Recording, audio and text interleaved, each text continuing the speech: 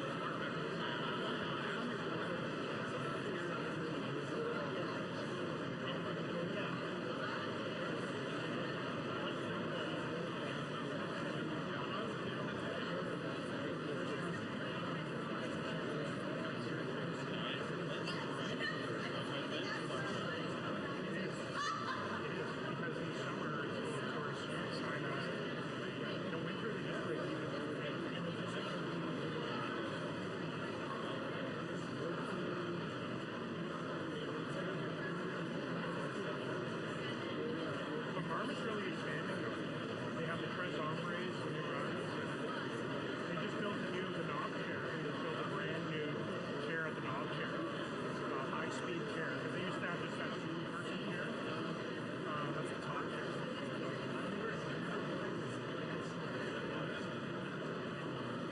Some of my constituents Masters, they own Jasper in the town. They're like, I think they own 20% of the market. And they own a big thing up at AR Canada.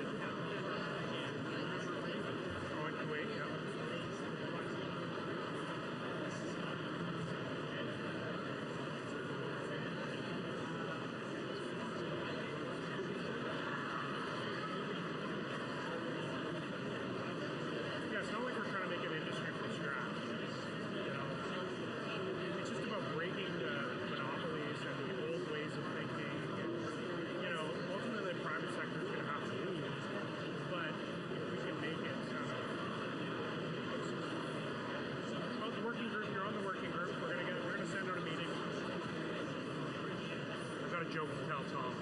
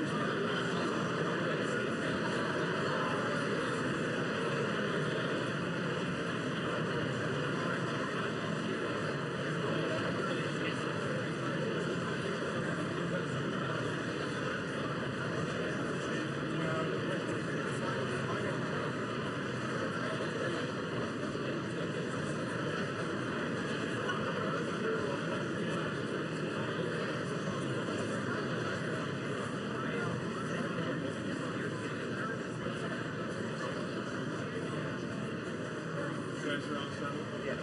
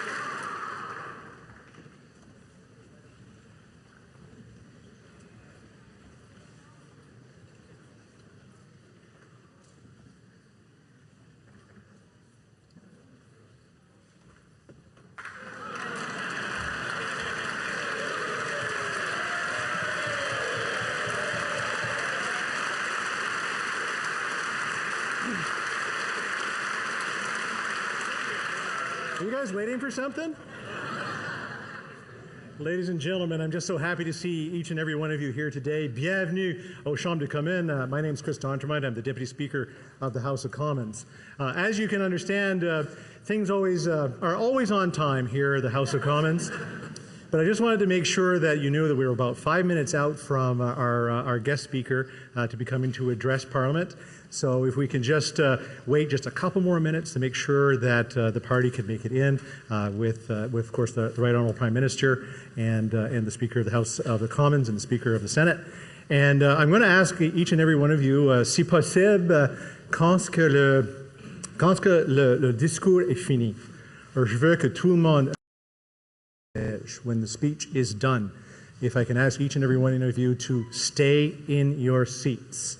There'll be a few people that do need to leave with the delegation, so we're going to try to let them move out, but the most of you, I want you to stay here until I come and tell you it's time to leave, because we don't want to congest, because once the halls start to get busy, it makes it difficult for the official delegation to actually get out of the premises or out of the precinct. So if I can ask you to do, I'll come back up at the end of the speech to sort of direct the airplane if you want that folks can do.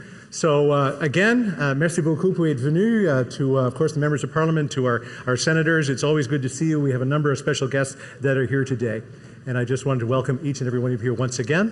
Bon après-midi. I will see you at the end of the speech. And I'm sure you will all be very happy with, of course, the address from President Zelenskyy. Merci beaucoup. Enjoy.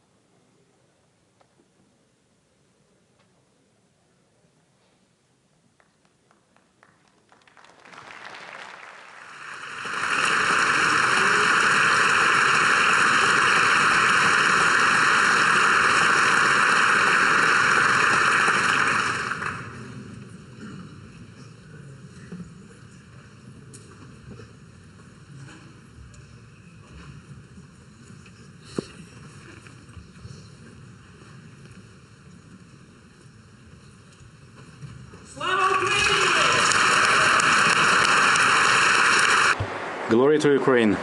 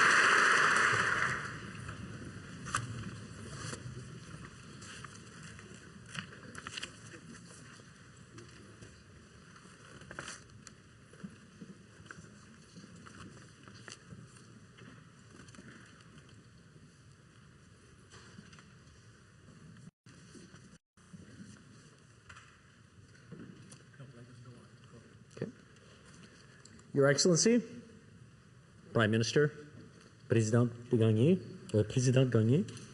party leaders, honorable parliamentarians, distinguished guests, bienvenue à cet événement extraordinaire, la deuxième adresse conjointe au Parlement de Son Excellence M. Vladimir Zelensky, Président de l'Ukraine. On behalf of my colleagues, we are honored for your visit. As we come together under one roof, we take a moment to celebrate the friendship and shared values of our countries. We celebrate our people and the history of cooperation between Canada and Ukraine.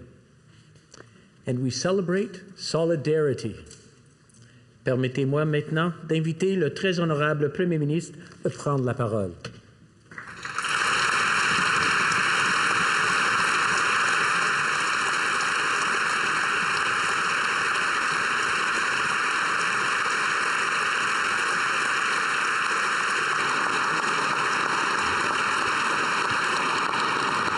Mr. Speaker, parliamentarians, honored guests, friends, we gather today at a pivotal point in history. This is a time of incredible uncertainty. Attacks upon the rules-based international order threaten to upend the peace and prosperity that have been the bedrock of Canada's success.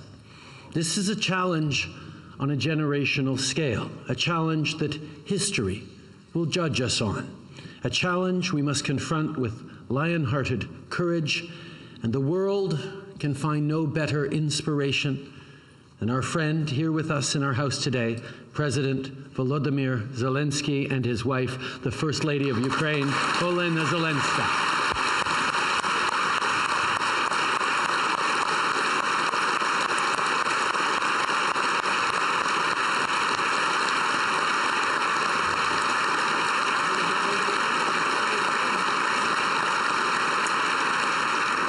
1 year, 6 months, and 29 days ago, Vladimir Putin launched a full-scale invasion of Ukraine, unleashing a campaign of violence and brutality that has left countless dead and forced millions to flee.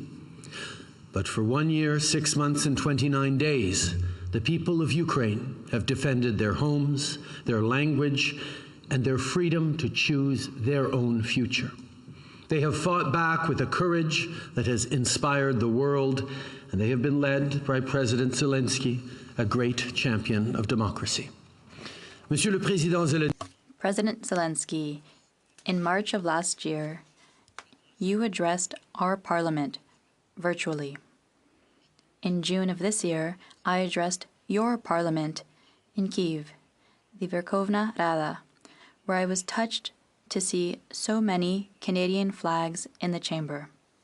Today, you are able to be here in person to speak about the fight for your democracy and your freedom. And you do it to remind us that in your country, Russia continues its assault and Ukrainians are sacrificing their lives. Monsieur le Président Zelensky. President Zelensky, we speak regularly. We've spoken about what is happening at the Zaporizhzhia nuclear power station and the environmental destruction caused by Russia's tactics. We've spoken of the human toll, children kidnapped, and people who are being taught to hate. I've seen Putin's destructive evil firsthand during my visits to Ukraine since the war began. I saw it in the bombed-out neighborhoods, in the bridges reduced to twisted steel, in the abandoned homes. I also saw it in the faces of your citizens.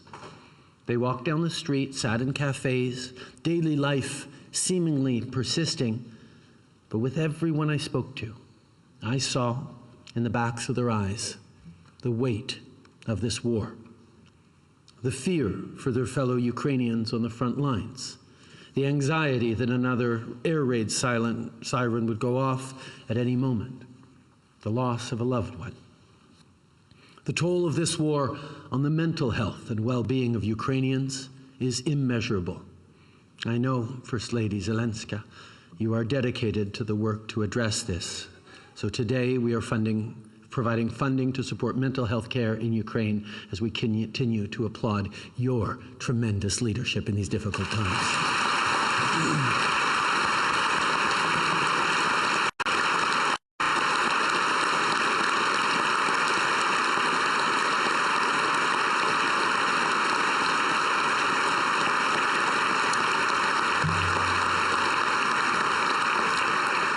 When rules-based orders crumble, so much is lost.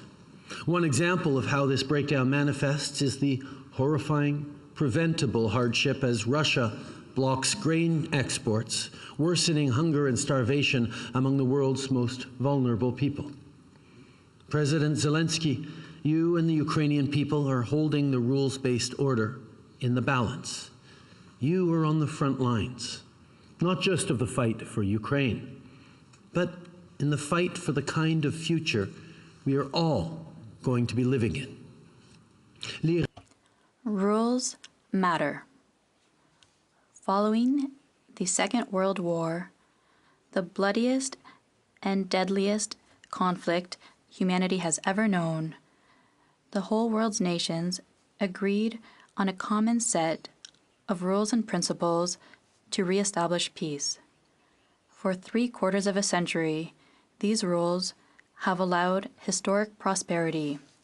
They have fostered trade, given citizens the necessary confidence to invest in their future, and helped millions of people escape poverty. There isn't a single place that hasn't known prosperity thanks to peace. But what Putin has done is a break with civilization. It is a violation of our common humanity. It is an attempt to disassemble the rules-based order that protects our freedom. It is a move to weaken democracy and assert autocracy. Putin governs with deception, violence, and repression. He imprisons his own people and stirs up ugly sentiments of xenophobia and racism.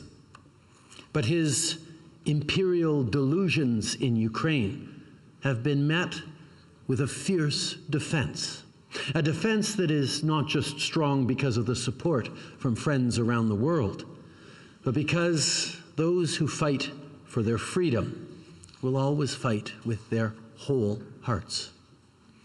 C'est pourquoi That is why we must all fight by all possible means. We must speak out loud and clear against violations of national sovereignty and affronts to international law. Violations to the rules-based international order must be denounced, and aggressors must be held responsible for their actions. That has always been our government's position.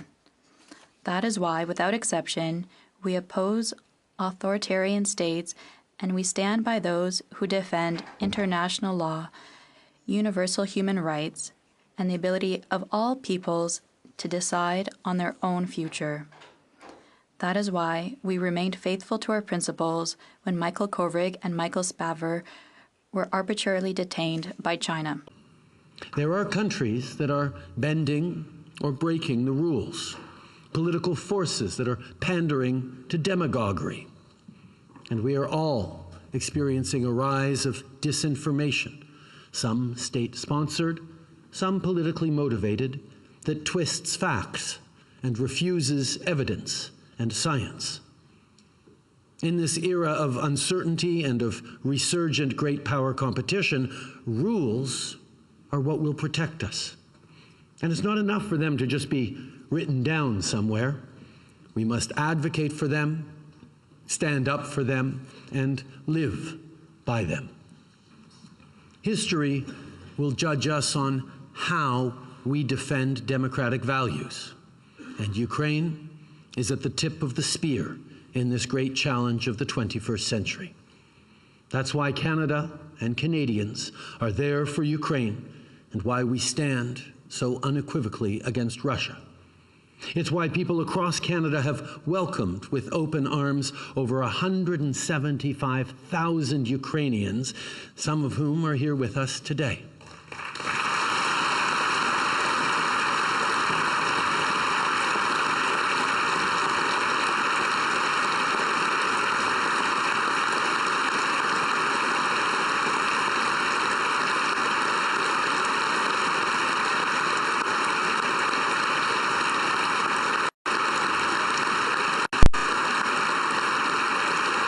There are those here who've come from Bucha and Kharkiv. They are part of a group of Ukrainian scientists who found safety in Canada, and their expertise in the clean economy is helping the world unwind its dependence on the fossil fuels weaponized by despots like Putin. We also have leaders from the Ukrainian-Canadian community like Orisia and others. They come from the Canadian prairies, where so many Ukrainian immigrants have settled for over a century, and they have led the charge in helping their communities welcome refugees fleeing Putin's bombs, everything from collecting clothing donations to helping them find homes. We're also joined by Agnes and Susan, who lost their brother Anthony, a humanitarian volunteer, just 12 days ago. He was killed in a Russian strike while trying to help civilians in Donetsk Oblast, innocent people who are being brutalized by the Kremlin's unprovoked aggression. Today, our gallery is filled with Ukrainians who've come to show their support and gratitude for you, Volodymyr, but I think we all need to take a moment to thank them for their bravery, their generosity, and their solidarity with the values of democracy.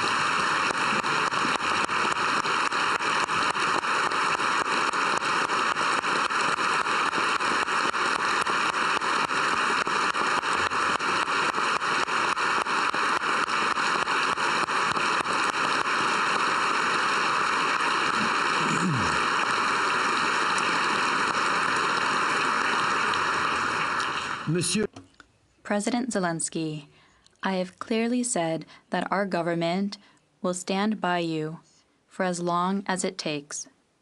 Canada has provided nearly $9 billion in military, financial, and humanitarian support to Ukraine since Putin began his war of aggression. We are making a longer-term, multi-year commitment that provides predictable, steady support to Ukraine.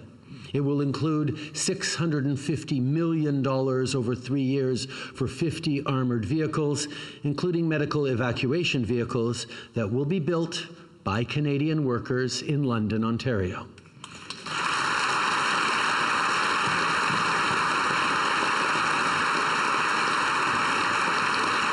We'll also send F-16 trainers for pilots and for maintenance so Ukrainians are able to maximize their use of donated fighter jets. We will continue to work with our partners, including within NATO, to provide unwavering support, and we will continue to provide economic support to Ukraine over the next year so that it remains a strong, dynamic, and prosperous democratic country. But our greatest hope is that you won't need military or financial support for long, and that peace returns soon.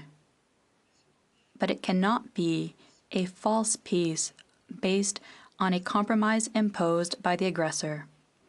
For a lasting peace, we must oppose Putin and reject his attempts to bring us back to a time when might made right. A lasting peace must clearly establish that borders must be respected, regardless of the size of the neighboring army. This peace must restore the right of Ukrainians to determine their own future. Canada stands with the principles of Ukraine's peace formula. We believe that peace must respect the UN Charter, be based in international law, and preserve Ukraine's territorial integrity. This is the peace we must fight for, and that is what Ukraine has done for 1 year, 6 months, and 29 days. Putin thought he'd make quick work of marching on Kyiv. Putin thought President Zelenskyy would cave in the face of personal peril. But, sir, you have not. You have galvanized the world. You have made the bonds between democratic allies and friends stronger than ever. Volodymyr, Olena, to see you here today in this chamber, to see so many proud and courageous Ukrainians here today, after everything you have all endured, is a testament to the commitment of your country and the strength of your fight. Monsieur le Président Zelensky, President Zelensky, you have shown the rest of the world true leadership, even in the most difficult moments. You fight with a sense of hope, and you are dedicated to the security and progress of your people. in times like this, the world needs leaders who understand that true strength is not about wielding power, but about empowering others. True strength is not about crushing your opponent with brute force and lies. It's about respecting the humanity and the dignity of everyone. It's about governing from a basis of truth and compassion. In times of crisis, holding fast to positive values like this can be a lot harder than resorting to fear and resentment, but it is well worth it. When the history books are written, we know what they will say of you. That you were among those who stood up for their principles, no matter how hard. Among those who stood up to bullies. Among those who protected the less fortunate. Among those who unified people in the face of fear. Among those who defended the rules and upheld the law. Among those who put justice, hope, and freedom above all else. We know that democracy is one of the greatest expressions of freedom. It gives us the right to have a voice, to choose our own future, to be protected by a system with justice and accountability. But democracy does not happen by accident, and it will not continue without effort. We must defend it and strengthen it with all that we have. Volodymyr, my friend, you have a unique understanding of this. You stare down Putin every single day, and we will be with you and all heroes of this courageous fight for as long as it takes. Slava Ukraini! Glory to Ukraine.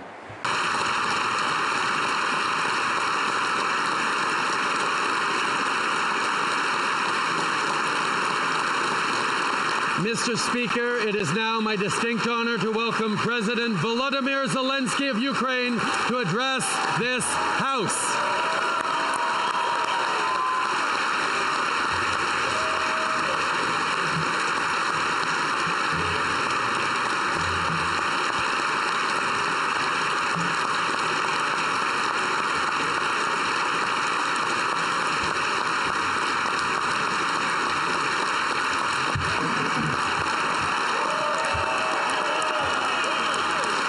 Thank you so much. Героям слава. Героям слава. Glory to heroes.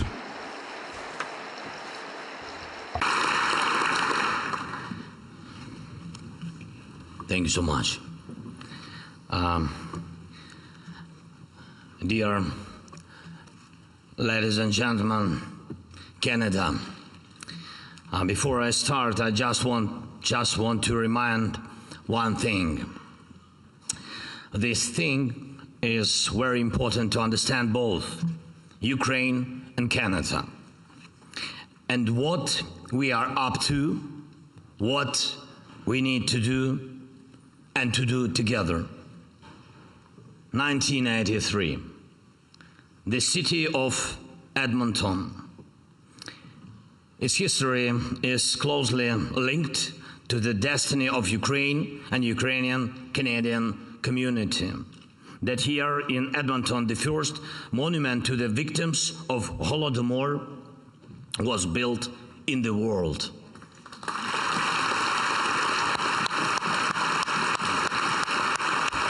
Thank you so much.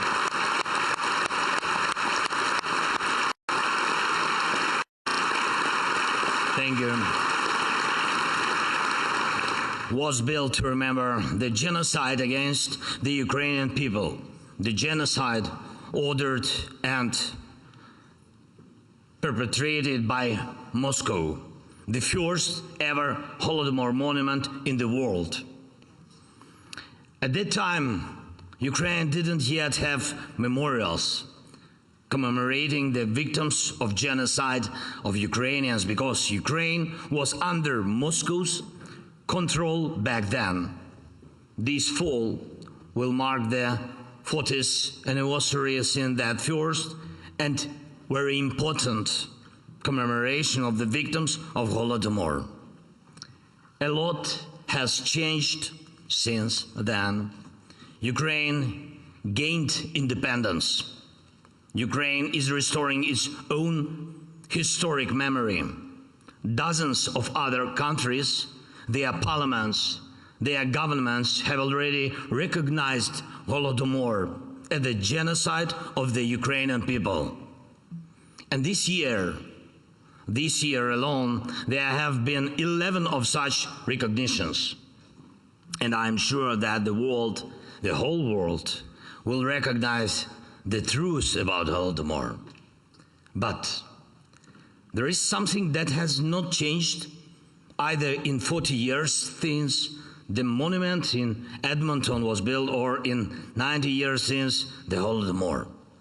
Moscow now, as always, is bent on controlling Ukraine and makes use of all available means to do that, including genocide. It is genocide what Russian occupiers are doing to Ukraine. And when we want to win, when we call on the world to support us, it is not just about an ordinary conflict. It is about saving lives of millions of people. Literally, physical salvation. Ordinary women and men, children, our families, whole communities, entire cities. Russia's destruction of Mariupol, of Volnovakha, or Bakhmut, or any other city or village in Ukraine must not go unpunished.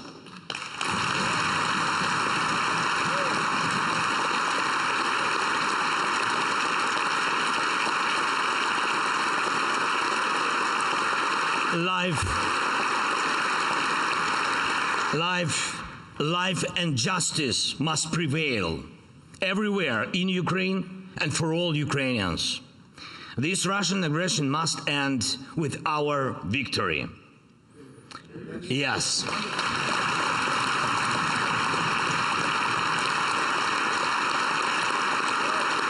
Yes.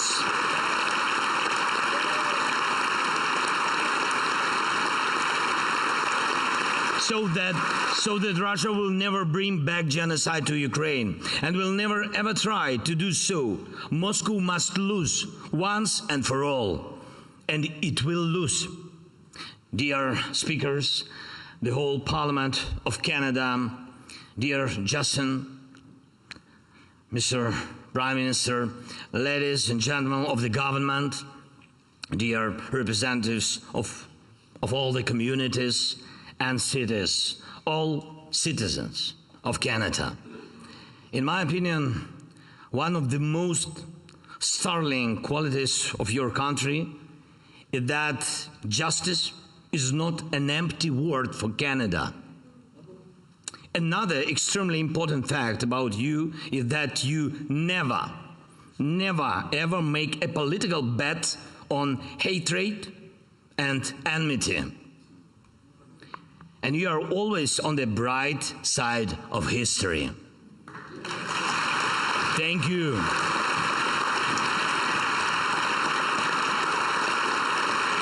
That's to you.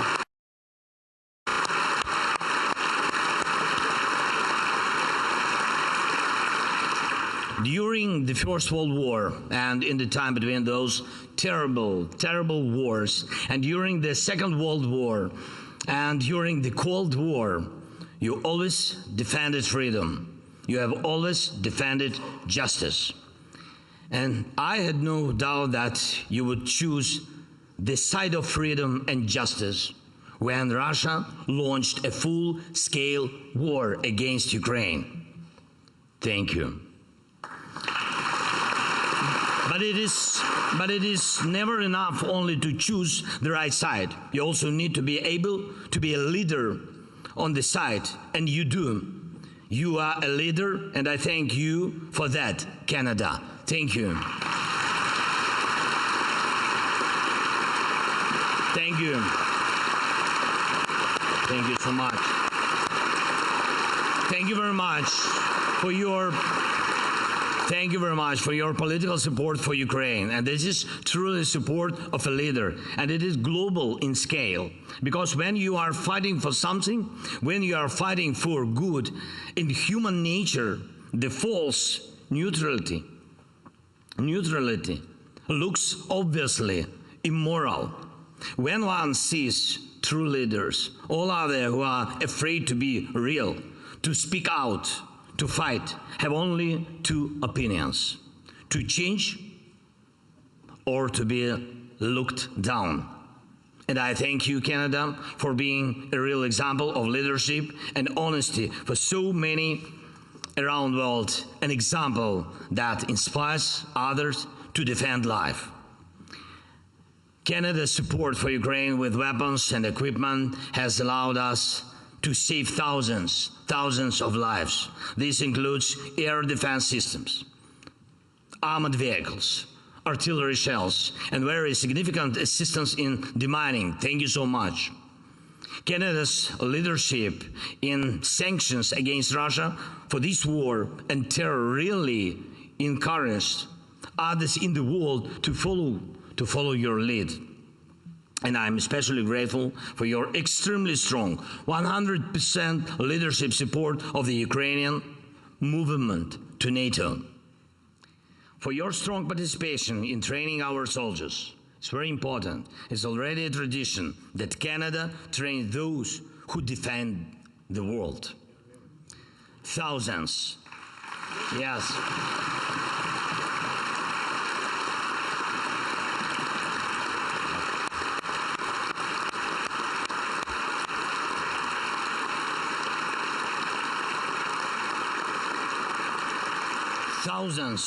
Thousands and thousands of pilots during the Second World War, thousands of Ukrainians now, and this is what makes victory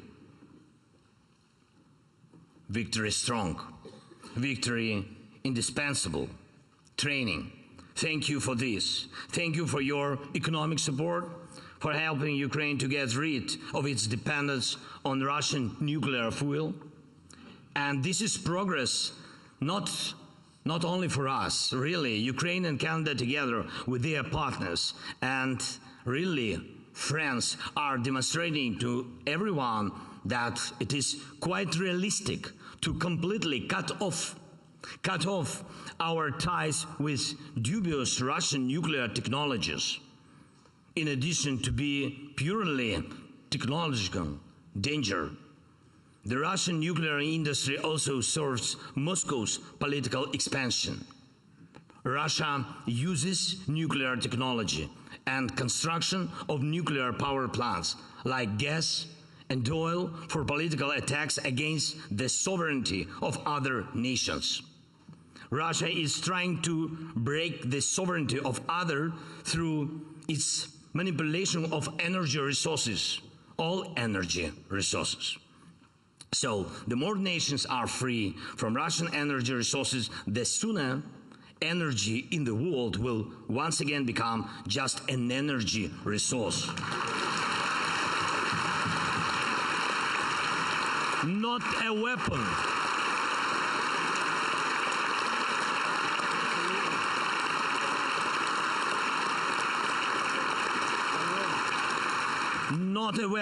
Not a weapon against sovereignties. Another important area of our cooperation, literally justice.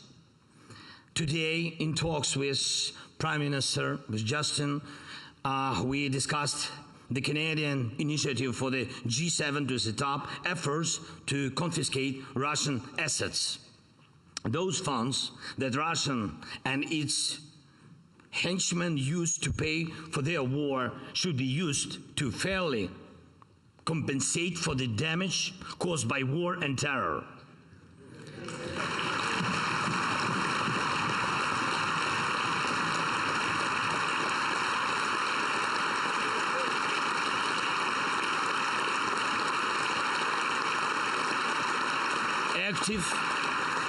active and global work is also required to bring Russia to justice for the crime of aggression itself and for absolutely all crimes from this aggression. All deaths, every deportation of every child, every adult, every life needs to be protected. And every attacked nation needs justice to rule. The world needs it too, so that other potential aggressors can see that war ends in verdicts for the aggressor. And I urge you, Canada, to extend your ability to lead to other countries, especially in this matter of justice, of prosecuting the aggression, of compensation for aggression, of making the aggressor feel how strong justice is. And most of all, I would like to thank you, Canada, for the purely human thing, for making Ukrainians feel at home when they are here in Canada. Thank you. Thank you. Thank you so much. Thank you so much.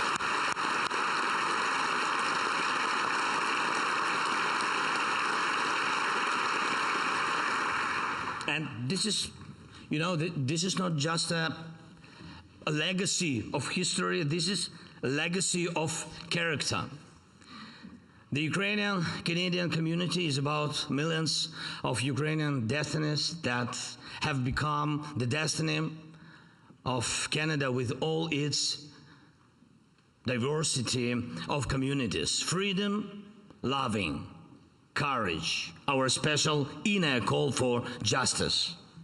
The ability of our people to share comfort wherever they go, to build and create, not to ruin or humiliate. Ukrainian flags in Canada are a part of everyday life as absolute trust to Canada in Ukraine. In fact, such proximity provides many answers, including answers to the question about this war. Can we give up? No. Can we betray the good in human nature? No. Can we agree to evil? No. Can we allow our identity to be erased? No. Ukraine and Canada are the same. We stand and we fight for life. Ukraine, not genocide, will be victorious in this war. People will be the winners, not the Kremlin. Freedom will be the winner. Justice will be the winner. You can know this for sure about us, because you know for sure about yourself that you would never submit to evil.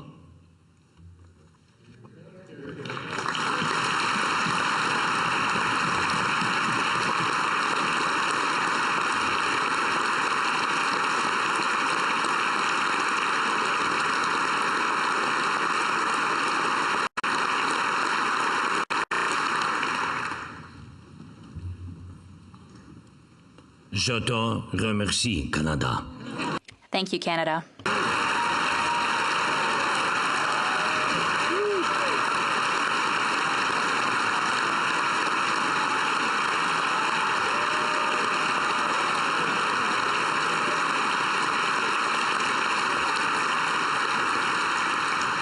And may one day soon a monument be built in maybe Edmonton.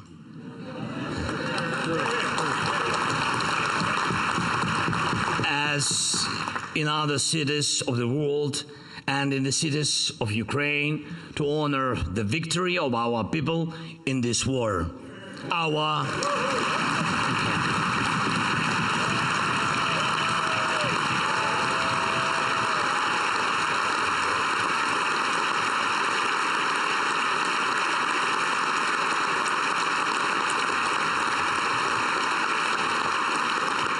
common victory with you, the people of Canada, with all your communities, with all your legacy of good. Ladies and gentlemen, today me and my beautiful First Lady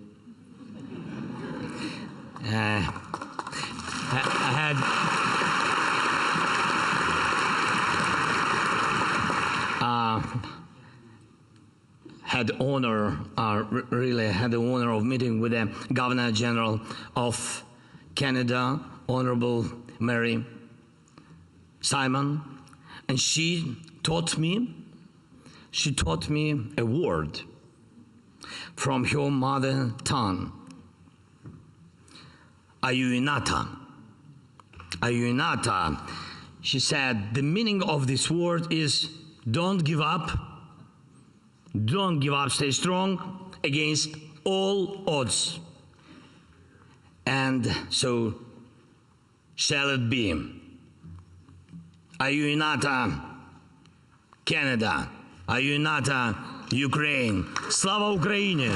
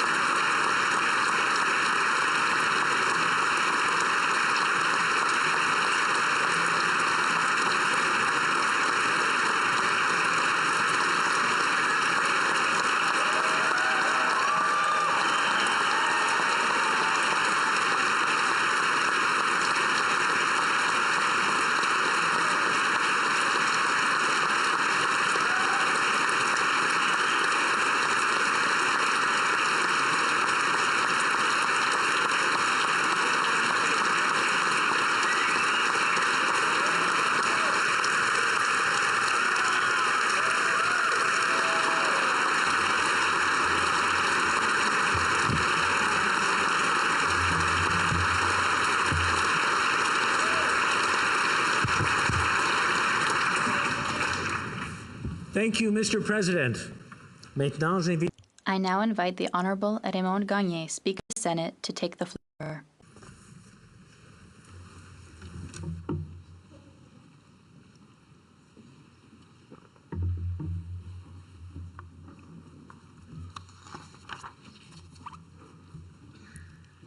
Monsieur President, Ms. Zelenskiy, Prime Minister Trudeau, Speaker Rota, dear parliamentarians, distinguished guests, ladies and gentlemen. Mr. President, it is a great honor and a real privilege for me to thank you for your very powerful and very inspiring words. We are all honored by your presence. The last time you addressed this Parliament, just a few weeks after Russia's full-scale assault on your country, you implored us to imagine what the Ukrainian people were feeling, to imagine what it's like to be bombed and invaded without provocation, to imagine what it feels like to understand the meaning of the invasion, that Russia was not only attacking Ukrainian territory, but also its very sovereignty. Mr. President, I can say without hesitation that we have heard you. Your words have echoed in the chambers of our Parliament, in our committee rooms and offices, and all across our great country. Shortly after I became Speaker of the Senate of Canada, I was asked about the importance of role models, and I expressed my belief that if you see it, you can be it. Mr. President, a new generation is seeing you. Having worked with young people in the field of education for over 35 years, and as a mother of 2 male adult children, I am heartened by the model you are showing.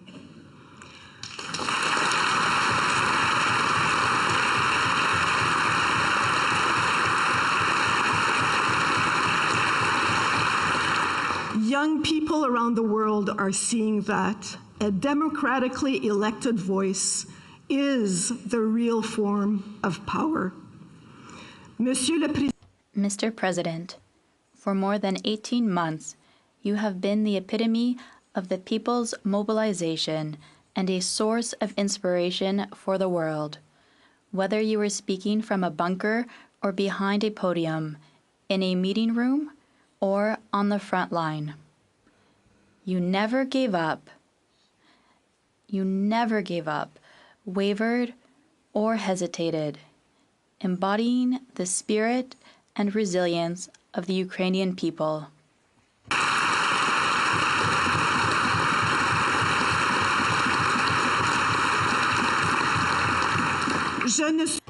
I'm certainly not the first to mention it, but who could forget February 25th, 2022?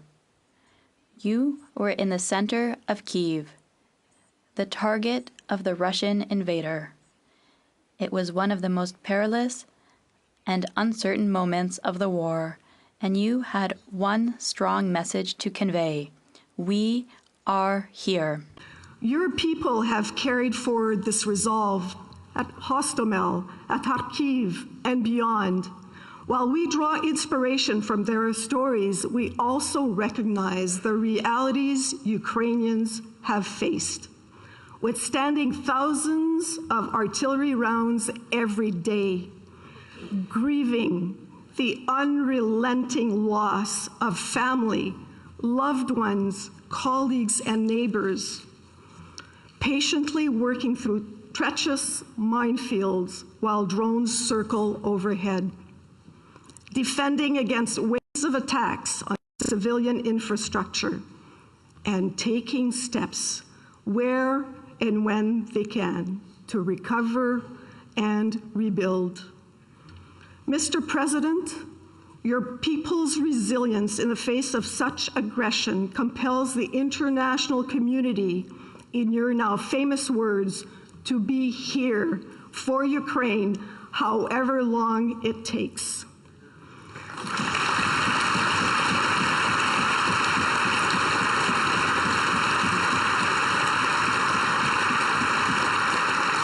And our message today, which you can bring back to your people, is equally clear. The Canadian people stand with Ukraine. We aren't going anywhere.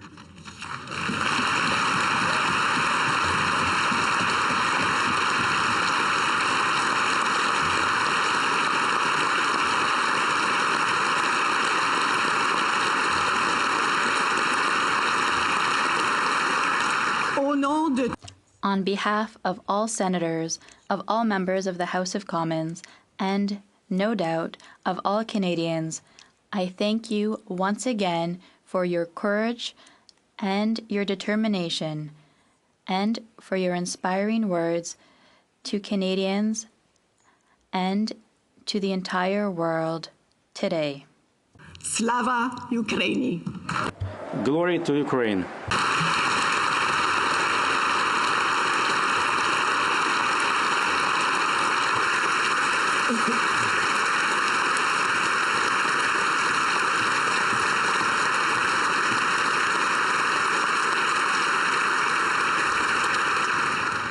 Merci, Madame. Thank you, Madam Speaker. Monsieur le Premier ministre. Mr. Prime Minister. Mr. President, as has been noted today, you join a very small group of world leaders who have addressed a joint session of our Parliament for a second time. Among those leaders, one stands out for his oratory, his leadership in the face of adversity, and his strong determination to fight on behalf of his people and on behalf of what is right. That leader was the late African president and Nobel Peace Prize winner, Nelson Mandela.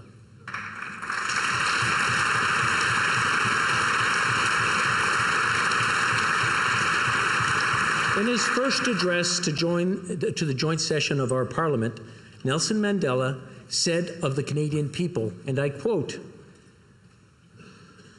"They are like us, like brothers and sisters, from whose warm embrace we shall never be parted." Mr. President, I want you to know that we feel like that still with Ukraine. Je suis convaincu. I'm confident that you'll share the same conviction after your visit today, Mr. President. Indeed, beyond metaphor, the ties between Canada and Ukraine are above all family ties, ties between our two peoples strengthened by the Ukrainian-Canadian community, which totals 1.3 million people. Your words today also remind us of another world leader who addressed both our houses during the time of war. In December 1941, during World War II, the British Prime Minister, Sir Winston Churchill, traveled to Ottawa and delivered an impassioned speech on behalf of his people to rally for the continued support for his country at war. It was a defining moment of history and one that must never be forgotten. We have here in the chamber today Ukrainian-Canadian world veteran from the Second World War who fought the Ukrainian independence against the Russians and continues to support the troops today, even at his age of 98.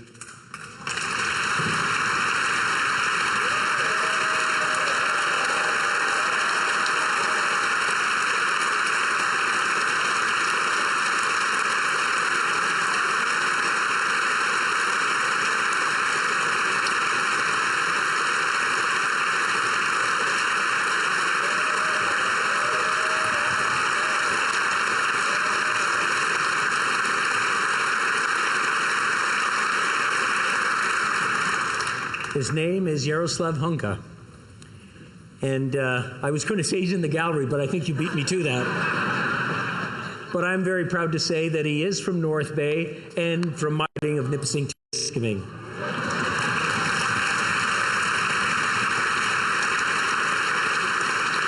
He's a Ukrainian hero, a Canadian hero, and we thank him for all his service. Thank you.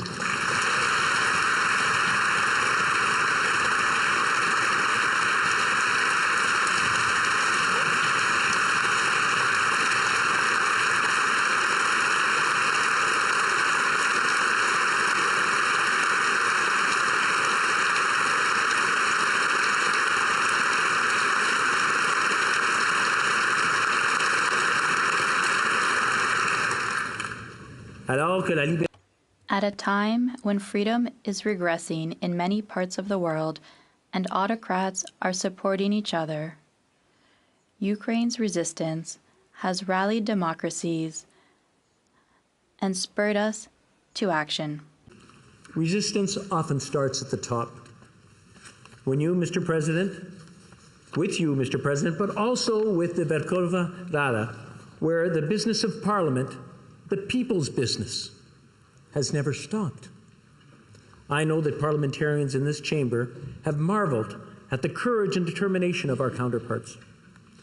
Ukrainian legislators have pursued their critical work despite the continued warning of missiles and drones, despite the threat to well-being of their families and homes, and despite the overwhelming challenges of recovery and rebuilding.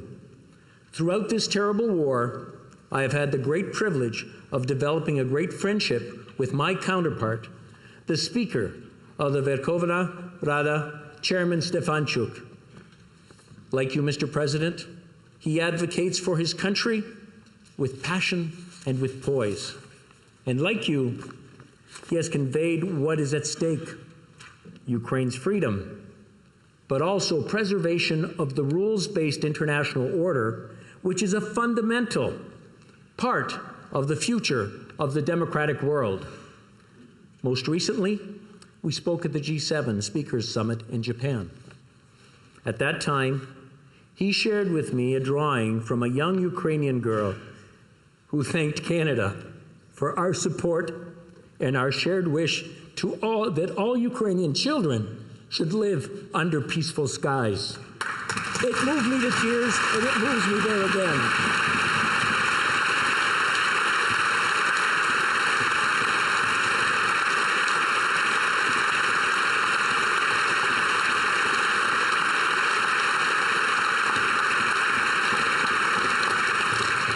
Ce sont des moments. It is moments like these, bonds like these, that remind us that we must all stand with Ukraine in the face of the threat to its sovereignty. Mr. President, Canada has stood with Ukraine people throughout its proud history, and that will not change. We will continue to stand for justice and peaceful skies over Ukraine. Thank you once again for addressing our Parliament. Slava Ukraini! Glory to Ukraine.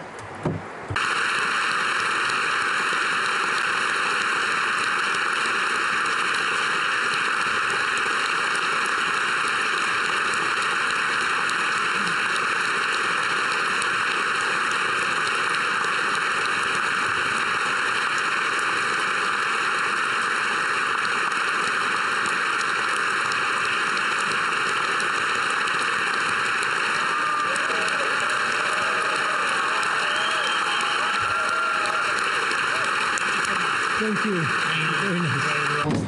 Дякую. Thank you.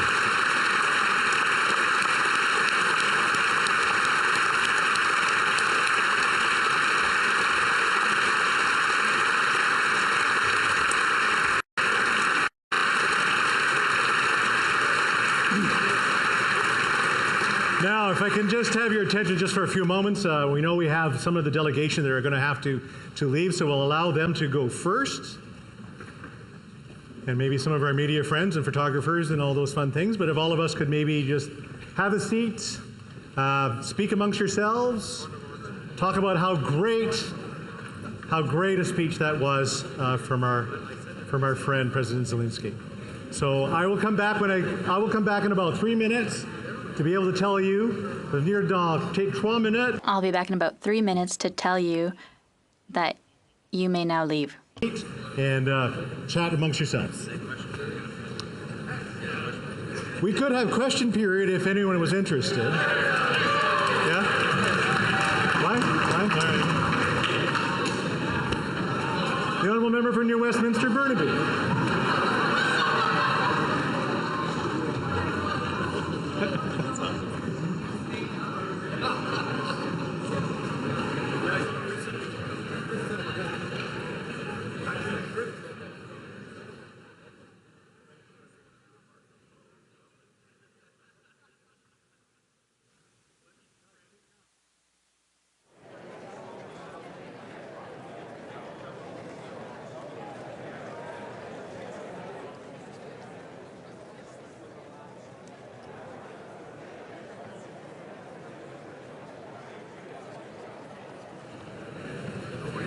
I am still seeing a few people trying to leave.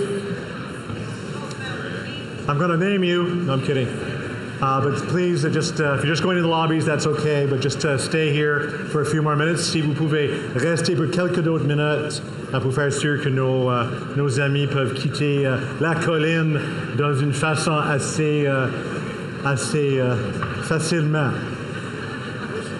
Facilement, c'est un bon mot, hein?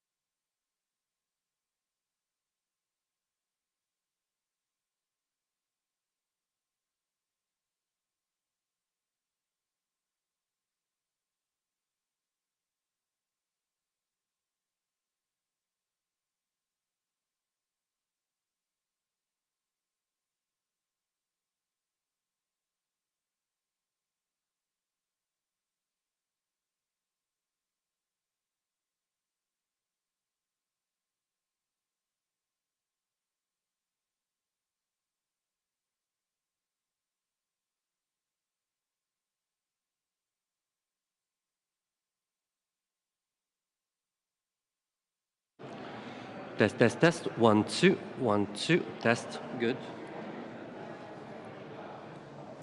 Test 1, 2. Check 1, 2. Testing. Test 1, 2. Check.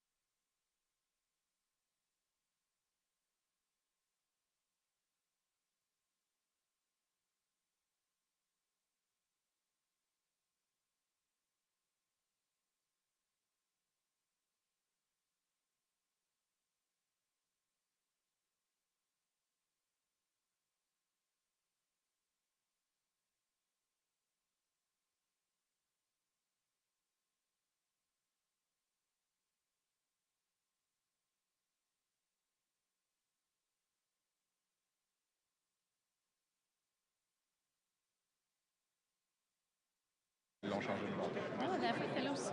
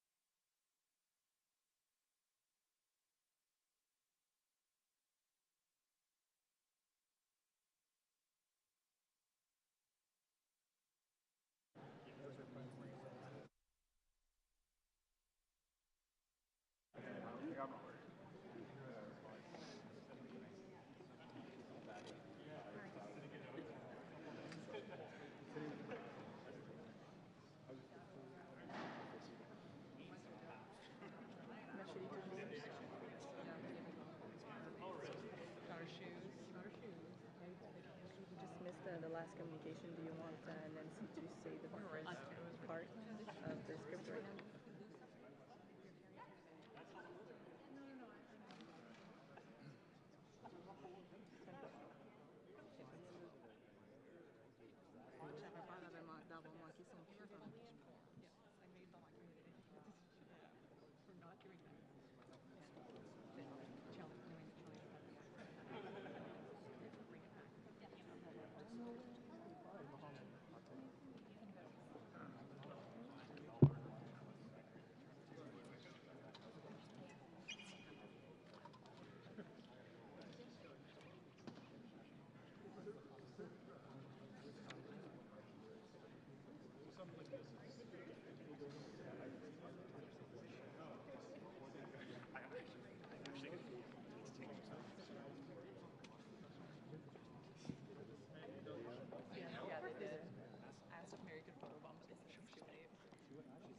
Your Excellencies and distinguished guests, Vos Excellences et distingués invités, we will soon witness the signing of the Canada-Ukraine Free Trade Agreement.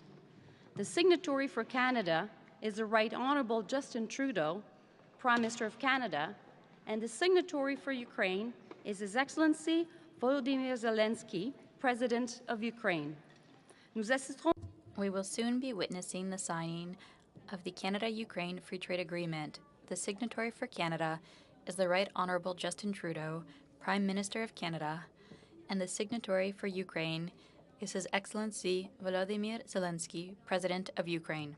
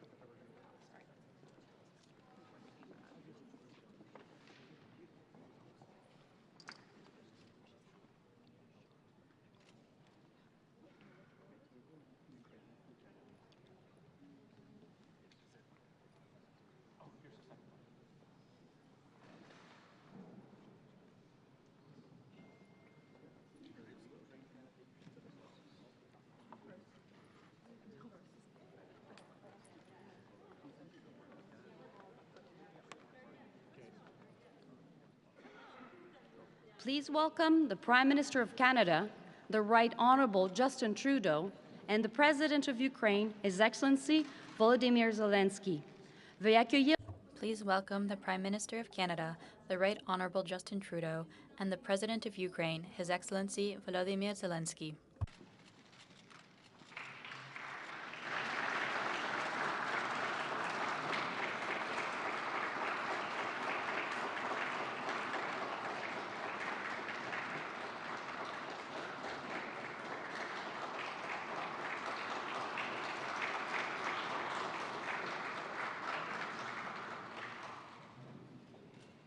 The signing is the Canada-Ukraine Free Trade Agreement.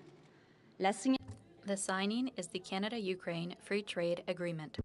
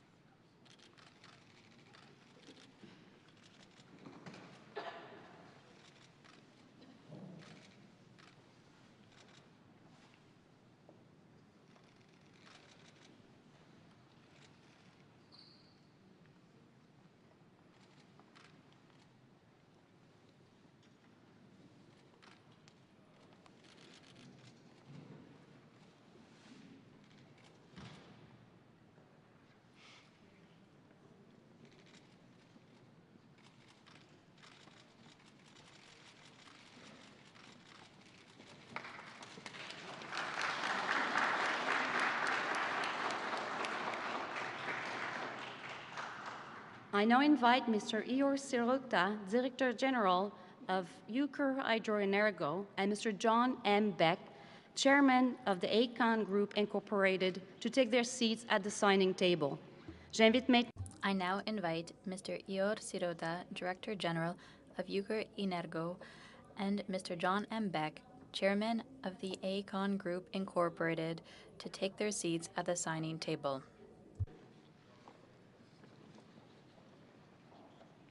Mr. Ihor Sirota and Mr. John M. Beck will now sign the Memorandum of Collaboration between private joint stock company Ukrenergo and Aecon Construction Global Services Incorporated on collaboration in the construction of a hydropower plant in Ukraine.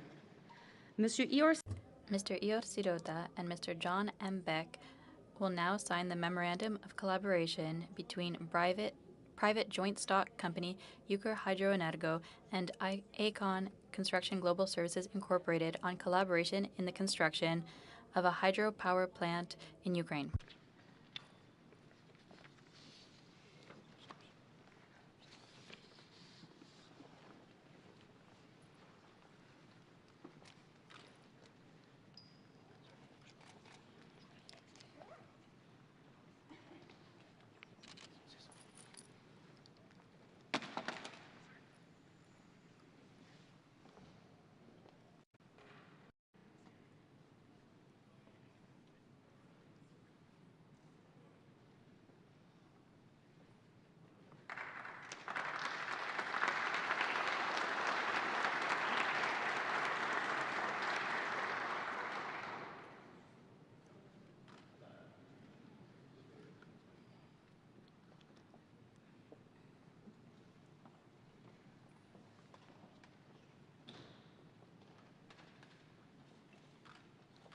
Thank you. This concludes the official signing ceremony. Merci. Thank you. This concludes the official signing ceremony.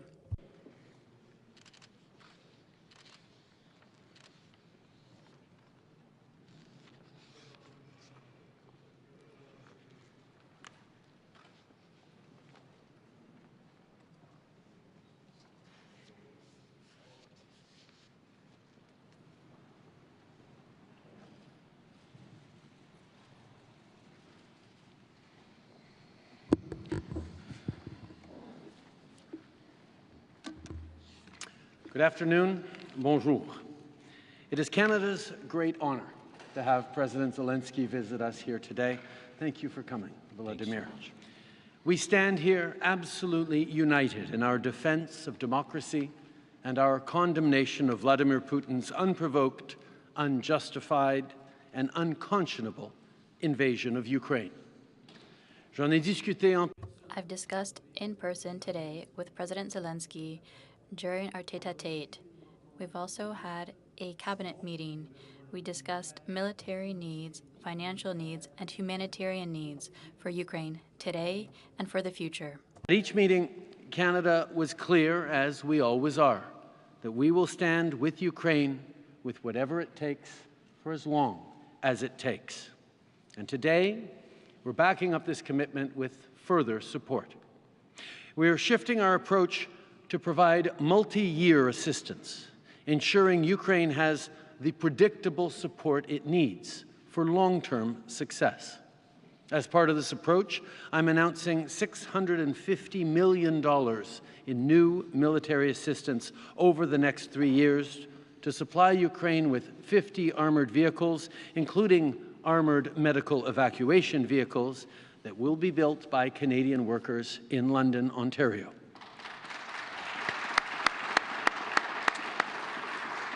We will also contribute pilot and maintenance instructors to the Joint Coalition F-16, as well as support for Leopard 2 tank maintenance. We will also provide Ukraine with 35 drones equipped with high-resolution cameras and support services, as well as light vehicles and ammunition based on NATO standards. Earlier this week, Minister Blair confirmed that Canada will provide a financial contribution to the consortium led by the United Kingdom to deliver air defense equipment to Ukraine. Ukraine's resilience to date has been remarkable, but their economy continues to need support so that it can withstand this invasion, so that government has the resources it needs to continue to provide services to its people, so that it has the long-term certainty to plan and coordinate assistance effectively, and so that when Ukraine is victorious, it will continue to be a strong and prosperous country. That is why I am today confirming that we will again provide substantial macroeconomic support to Ukraine in the 2024 fiscal year.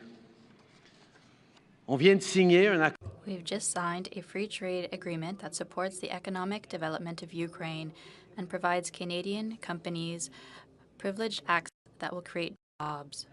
And later today, I will head to Toronto with Volodymyr to meet with leaders from the business world.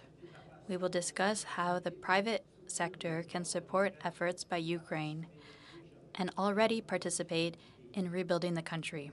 Meanwhile, we're continuing to impose costs on Russia and ensuring that those responsible for this illegal, unjustifiable invasion do not benefit from it.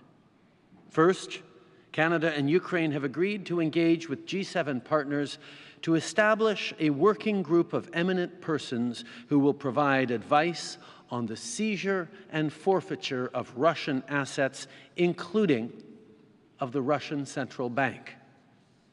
Second,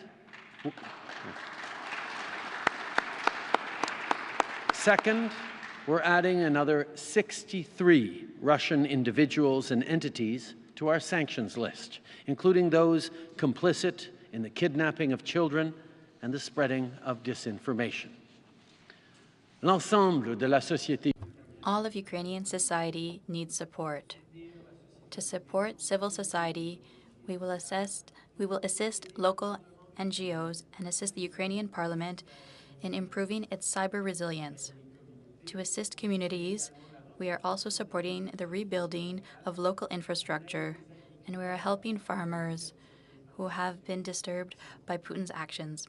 To preserve the memory of victims of the Holodomor, Canada is prepared to contribute to the Holodomor Museum in Ukraine once appropriate arrangements are in place. And to help all affected Ukrainians, we're providing funding to make mental health support more available, because the toll this is taking on the well-being of citizens, even those not on the front lines, can never be understated. Évidemment, of course, it will not be possible to rebuild before peace is reestablished. As I said in Parliament today, and as I said at the UN Security Council this week, this peace must not be a false peace based on compromises that reward the aggressor. We must have lasting peace, respecting the UN Charter, respecting international law to restore territorial integrity to Ukraine. Powerful to hear President Zelenskyy speak to parliamentarians today. And this evening, he will again speak, this time directly to Canadians, including Ukrainian Canadians, at an event in Toronto. Over 1.4 million Canadians have Ukrainian roots, but this war has made all of us as Canadians connected to Ukraine. This country has seen an incredible outpouring of support that is unique in the way that it comes from all corners of society, from the diaspora, from different orders of government, from different charities, and from across the Canadian public, because your fight is our fight. These new announcements we have made build on nearly $9 billion of support since this full-scale invasion began, build on years of support through initiatives like Operation Unifier that has trained up tens of thousands of Ukrainian fighters, and a list of nearly 2,700 individuals or entities that we have sanctioned since Putin illegally occupied Crimea in 2014. Canada's support for Ukraine is unequivocal and always will be. And Volodymyr, I have to say that the steadfastness and the strength of your leadership, of your compassion, and of how you have inspired not just Ukrainians, not just Canadians, but people all around the world to look at what they can do concretely to continue to stand up for what is right, continue to stand up for our values, is an inspiration to us all, including to me, my dear friend. So thank you very much. We will continue to stand with you as long as it takes. Yes.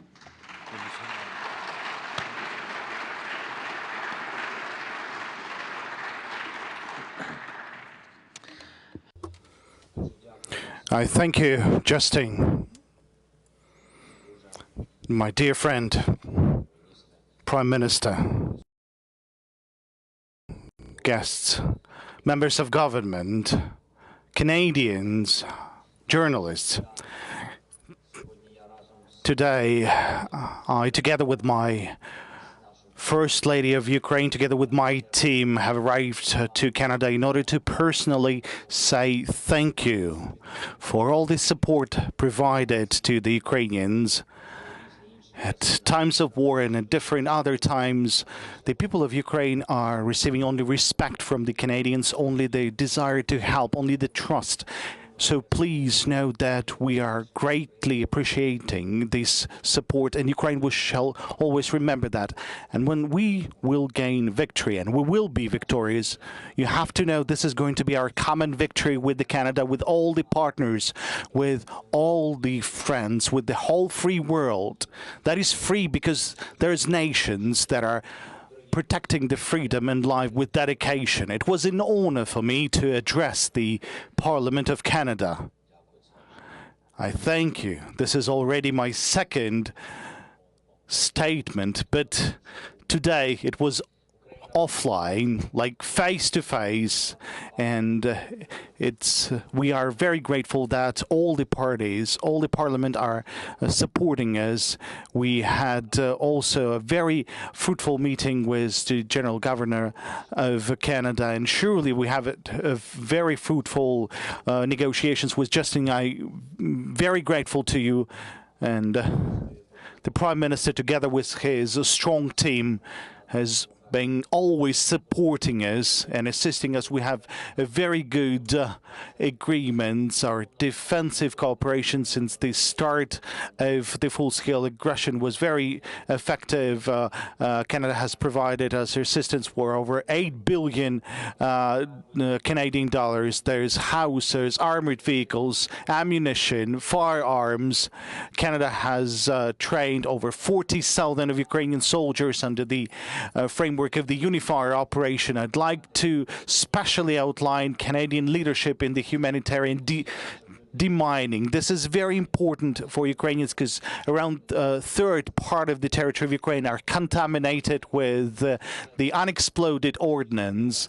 These are the leftovers of the Russian shelling. This is an enormous amount of work that we would need to do in order to clean our territory from the mines. But I'm confident that together with the Canadian support, we shall be implementing and fulfilling those tasks. We highly appreciate the decision of Canada to join the training program for F-16 pilots. I thank you, Justin.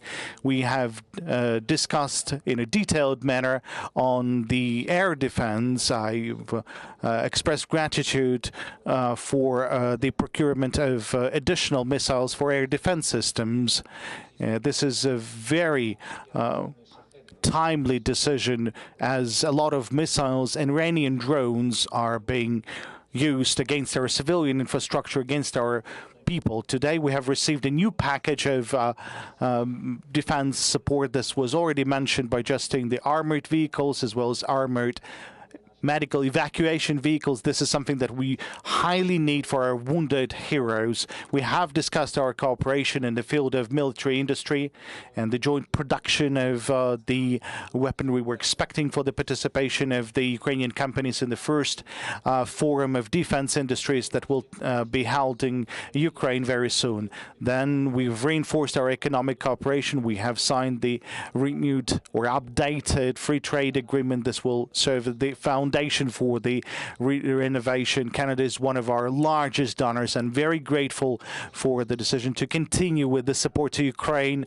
What's important is that the Canada is ready and continues with further sanctions pressure against the aggressor, so that the aggressor would not be able to fund the aggression. Then we have discussed different aspects of the peace formula. That includes justice and the accountability for the damages caused by Russia to Ukraine as the result of this aggression. I'm grateful to Canada for supporting our work on the organization of the Global Peace Formula Summit, and I'm very grateful for the leadership to work on the security guarantees for Ukraine until the joining with NATO. Our teams are working on a bilateral documents of security guarantees. One other very important thing, the Ukrainian community in Canada. I'm very grateful to all of its members. I'm very grateful that the Ukrainians in Canada, Ukrainian culture in Canada are always at the same level, together with other cultures and other languages of other minorities. The equality and respect to the other communities is an important characteristic of your country. This will always stay like that. I'm very grateful. Let us have the victory as soon as possible. Let us have our common victory. Slava Ukraini! Glory to Ukraine.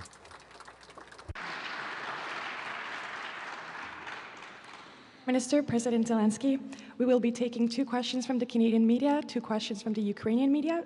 Nous allons prendre 2 questions. We will take 2 questions from Canadian media, 2 questions from the Ukrainian media. We will begin with Anupchenko. Mr. Prime Minister, Pane President, I got a question for both of you. You will be likely agree that the most significant way Canada can help Ukraine is to guarantee security as long as the war continues, and to help in achieving a just peace. So, Mr. Trudeau, do you already know which security guarantees Canada will be able to provide to Ukraine? And for the peace plan, which steps of President Zelensky's peace formula does Canada support? Пане Президенте, зважаючи і на рівень відносин. Mr. President, considering the level of cooperation and your personal cooperation with the Prime Minister, what are your expectations of the support of Canada to your peace formula as well as the security guarantees for Ukraine? Thank you very much. First of all, on the security guarantees, Canada is stepping up today to announce the kind of multi-year support that is a concrete embodiment of what we've been saying since the very beginning, which is that Canada will stand with Ukraine with whatever it takes for as long as it takes. This is not just because Canada and Ukraine are historical friends, that we have deep people-to-people ties, or even that Vladimir and I are great friends in person. It's because this is the right thing to do. Ukraine is standing up and fighting and dying for the rules-based order that protects all of us. It is in Canadians' interests to ensure that Ukraine wins this war, that Russia does not win this war.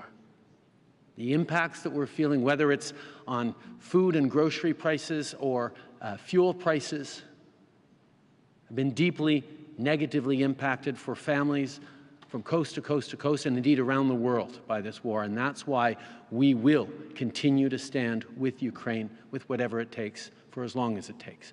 When it comes to the peace process, we fully support the peace process. And the biggest challenge we have is understanding that we can't pick all of them to lead on. We have to pick just a few, and we're in conversations with that. One of the ones that we are very much looking at is how we can support around displaced persons and the abduction of children. That's something that Canada has, obviously, when it comes to migration and welcoming 175,000 Ukrainians and counting, an example of a place where we can show leadership on this issue around the world. I thank you for your question.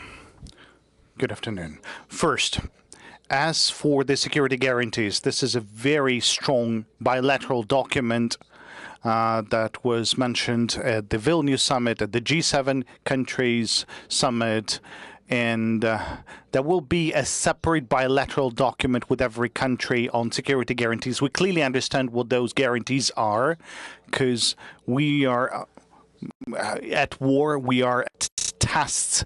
So this is a security guarantees, both military and humanitarian guarantees, the reinforcement of the Ukrainian armed forces in order not to have any other attempt of any aggression by any other aggressor. Now we're talking about Russia.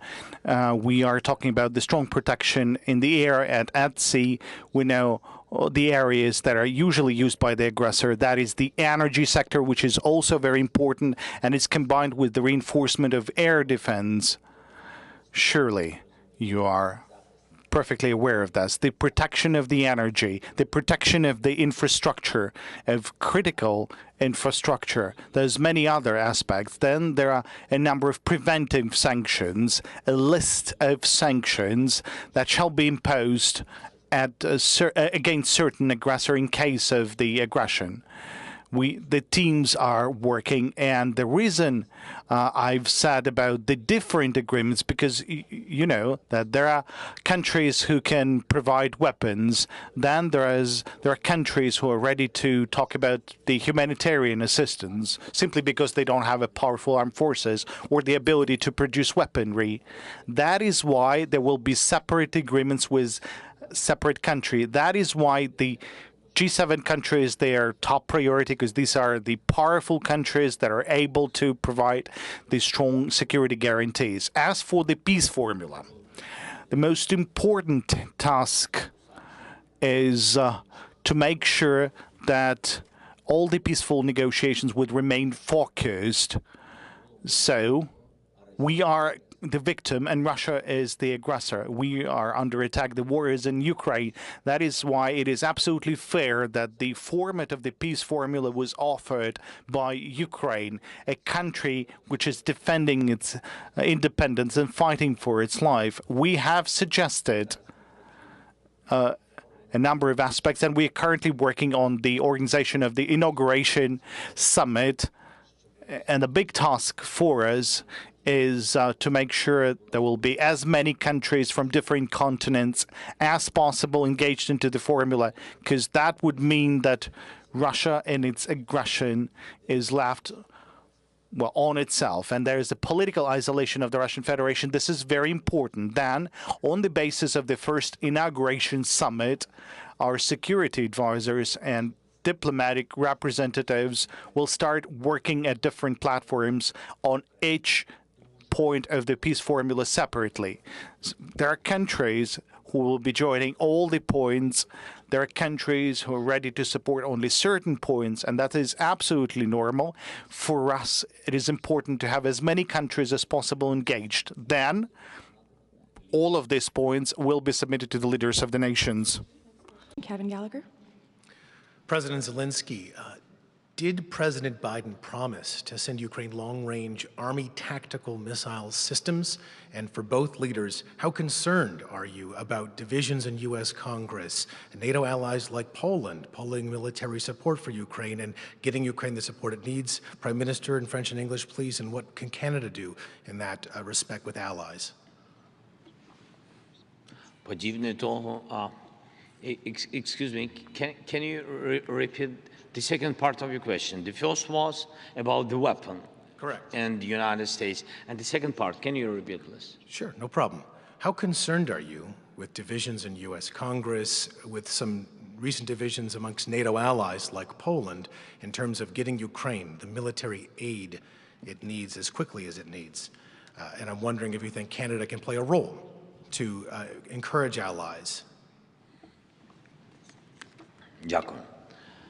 Thank you.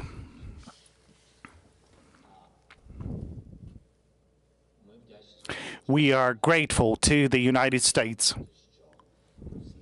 and with all due respect to all our allies, United States provide the largest share of assistance, and the assistance that our soldiers on the battlefield, on the front line, really need at this moment. So we are discussing all the different types of weapons, long-range weapons, and artillery shells with a caliber of 155 millimeters. Then air defense systems. Therefore, we have a comprehensive discussion and the work with the United States at different levels. We have cooperation at the level of security advisors, at the level of ministers of defense, and at our level, that's a separate bilateral kind of relations at the level of presidents. I believe that the majority of what has been discussed yesterday with President Biden, I think, will be able to reach the agreements. Yes, it is a matter of time. Not everything depends on Ukraine. There's different processes, I have to say, frankly. The sooner, the less people will lose. This is the fact. As for the assistance to Ukraine, we are working with all the states.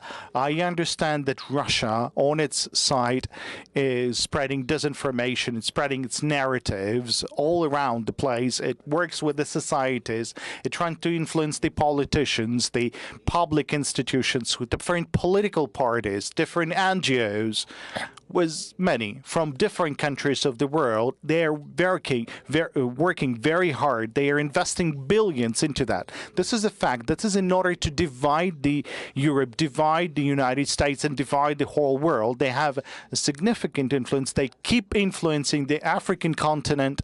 They constantly working with Latin American countries. Well, they're spending a lot of efforts, a lot of attention, a lot of money for that. It's hard to tackle that. That is why the long war, that is why they're working long on that. Our task as Ukraine, and this is something that I would like to address to our Canadian friends and to you journalists, you are the weapons capable of uniting the society. And just as today we've talked with Justin about this, I really want the Prime Minister to help us with that. I'm confident that he can do that because Canada has powerful relationship with many countries of the world. We cannot let Russia divide the opinions in the world. They are doing that now. If the opinions will be divided, if the unity will be broken, this powerful unity that we've managed to acquire in the beginning of the war, then there could be no support for Ukraine. That's a fact. As you all know, Canada has been very, very active in supporting Ukraine directly with humanitarian support, military support, financial and economic support. But we've also been very, very active on the world stage. Canada is one of the most interconnected countries in the world. Members of the G7, of the G20, the Commonwealth, the Organization of American States, of La Francophonie, of APEC, of so many different gatherings in which we have been unequivocal in standing not just up for Ukraine and encouraging others to stand alongside us, but in ensuring that people understood that this is not just a matter of a war in Eastern Europe that might not matter to people across the global south, but it is a contract that does matter around the world. Yes, because of food prices, because of energy prices, because of the geopolitical instability that Russia is creating with its illegal invasion, but also because the matter of sovereignty, of territorial integrity, of the rule of law must and does matter to all countries around the world. So Canada has been incredibly active alongside Ukraine in all the moments where Vladimir has appeared at various summits to stand up for Ukraine and stand up for the rule of law, but also in summits like the most recent G20 where Vladimir wasn't able to be joining us. Canada spoke clearly and strongly and worked to convene partners. We will do this because we are a country that always stands up against the rule of law. And as Volodymyr said, the propaganda, the misinformation, the disinformation that Russia is aggressively spreading throughout our democracies is something that we have to counter with facts, with values, and with the kind of strength and solidarity that will see us through these difficult times. Canada has always been there for Ukraine.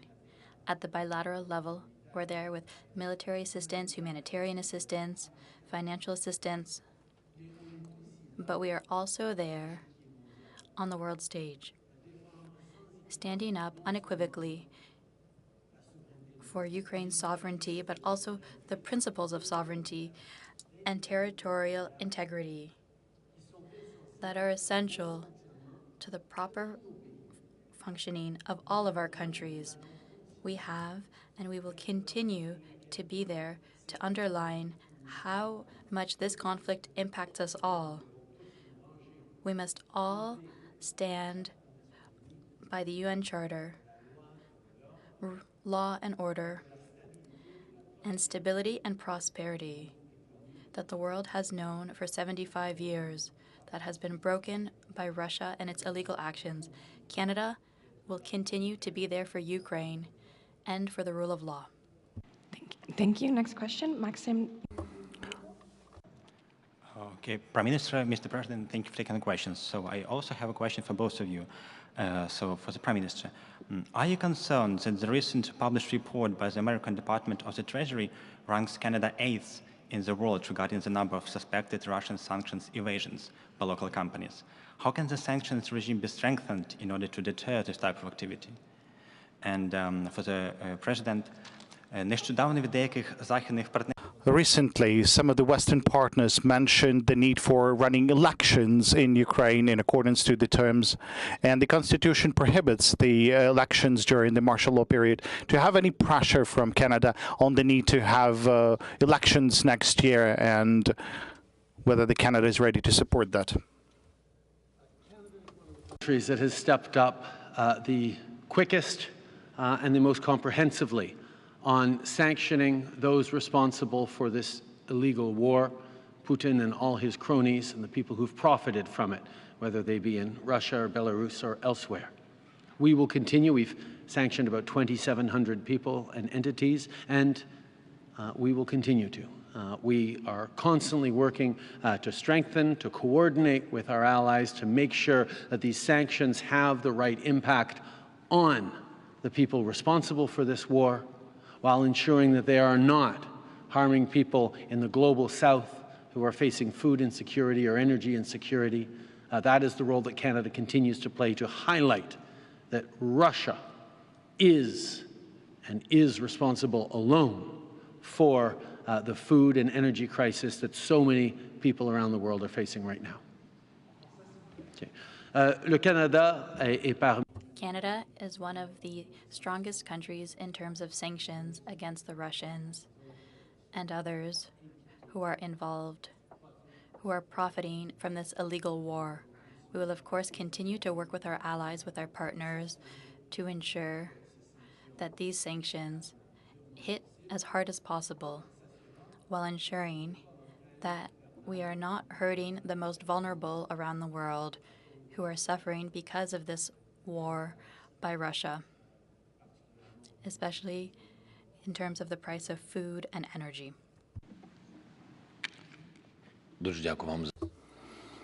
Thank you for the question. First, Canada is not pressing, and we have a warm relationship, really. You should not press. You can raise the issue, but not press.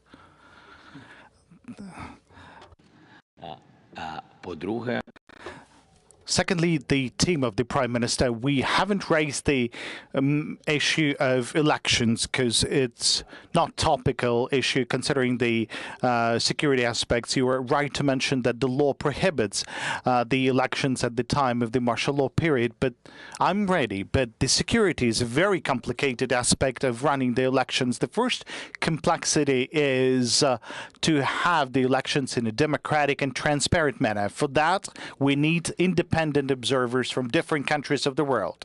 How it's usually done in Ukraine in a democratic and transparent manner, just as it was during the previous elections. Now, the second question, how to give a chance to vote for the people located on the temporarily occupied territories. I'm not talking about the territories occupied in 2014. I'm talking about those territories that were occupied after the 24th of February. Now, this is a complicated matter. We need to think of that. Then third, a lot of Ukrainians, not hundreds of thousands, but millions of Ukrainians are abroad, and how to organize the voting process for them. It's a difficult matter from the standpoint of infrastructure, and at this point, there is no answer at that. As for the funding, we are currently saying that in Ukraine, which is absolutely fair, the society is responding harsh whenever the parliament or the government is willing to, to allocate money to a certain direction, which is different from weapons. I mean, the society is not ready to support that. And the society is, in fact, is absolutely against that because we are at war. And everyone thinks, what sort of elections are you kind of thinking about? But this topic is raised, so we need to get ready, to be ready for this topic. And the last, but not the least, I think the largest complication, it's the military, because we have 1 million of soldiers. And, I mean, how they're going to vote while in the trenches, how they will be able to visit the polling stations close to the front line. So everything should be organized in the bomb shelters. We know Russia because they will simply open fire at all the people who would be coming to the elections. And I mean, will you be able to find the observers ready to go to the trenches and to make sure there is a transparent elections? Unfortunately, we don't have an online voting in Ukraine. Now, speaking on military, you have to understand this is the largest kind of unfairness because the people who are protecting the rights and liberties of the citizens won't have a chance to vote. I mean, that's nonsense. Therefore, we have to think about this. We have to work on that. If everything will succeed, then we can do the elections. Thingy, because I'm going to ask the question in French. So, all good? Skills in the Parliament, but it's going to be a bit more complex in here. Mr. Trudeau, Canada has announced $650 additional million. That's $9 billion since the beginning of the war. We've seen resistance at Congress in the U.S. yesterday. Do you feel that there's a little bit of fatigue setting in, that it's become more difficult to convince people to continue to stand by Ukraine? And Mr. Zelenskyy, could I hear you on that as well? And while I'm at it, Mr. Trudeau, on India, you asked India to collaborate in the investigation. They said they haven't received anything yet. When will you provide the evidence to them? Thank you. Merci. Thank you. First, we all understand that this is an economically difficult time, Canadians. Pardon, je recommence. I'll start over. We all know that we're experiencing economically difficult times around the world. Crises have multiplied. Following the pandemic, the war in Ukraine, and Russia's illegal invasion, which has destabilized prices, the impact of climate change, we are facing very difficult times. That is why Canada, like other countries, is there to help our people, to help people get through these difficult times. But we understand that global challenges have global solutions. So that is why we are part of a group standing firm against Russia to defend Ukraine. We know that the destabilization of the global order that would happen if Russia succeeded in overthrowing the rules-based order would have a profound economic impact for people. That is why we are doing both things at the same time. We are there for Ukraine because it is the right thing to do for Ukrainians, but also because it is the right thing to do for Canadians. And we are there for Canadians at the same time. I understand that in all countries around the world, there are more and more complex budgetary situations. That is why we are looking at ways to directly help Ukraine with money from Russia. The Central Bank of Russia has $200 to $300 billion in assets, mainly in Europe and the United States. But today we've announced a working group to look at how we can use that money, put it to work to help Ukrainians who are suffering because of Russia. So we will continue to be innovative, to be present in standing up for Ukraine, and we will also be resolute that it is in the economic interest of Canada and even Canadians to continue to be present with everything it takes for as long as it takes so that Russia is not victorious. Okay. We know this is a difficult time right now for all Canadians, for people around the world. The impact of climate change and extreme weather events, the hangover from the pandemic, and indeed the direct impact on food prices and energy prices linked to Russia's illegal invasion of Ukraine, means that people are having a hard time. And that's why we're stepping up as a country to support our citizens, but that's also why we recognize that global problems have global solutions. And we will continue to be there to ensure that Russia does not emerge victorious. Because the impact a Russian victory, which isn't just a victory over Ukraine, but would be an overthrowing of the rules-based order that has led to unprecedented prosperity and opportunity for people around the world over 75 years. If Russia were to win, Canadians in their daily lives, in their grocery bills, in the opportunities they have for the future, would be directly impacted. So we will continue to be there with as much as it takes for as long as it takes. But that's also, this financial context is why we are looking very carefully at how we can ensure that Russia itself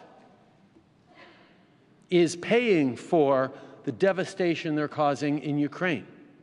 We've announced today a working group we'll look to create to see if things like Russian central bank assets, which total $200 or $300 billion in Europe and in the United States primarily, could be set to actually support Ukraine in this fight and indeed help over the long term to restore the prosperity and peace for the people of Ukraine.